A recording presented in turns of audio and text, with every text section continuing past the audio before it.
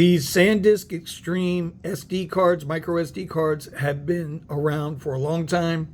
They're extremely reliable. They are waterproof. They are shockproof, and they are drop proof. They are very fast, a read speed of up to about 190 megabytes per second and a write speed of about 130 puts you right on time for those 4K ultra high definition videos.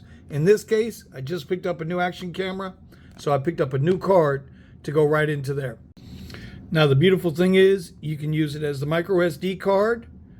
Your reader, it can go into your computer or your card reader. If you don't have the micro SD reader, you've got the big adapter here, comes with it. Just slide that in, put that right into your reader, and you're good to go. Like I say, these cards last forever, and I'm going to install this right now into my new camera. We'll pop it in there and we'll let it go. And there we are. We've got our micro SD card installed.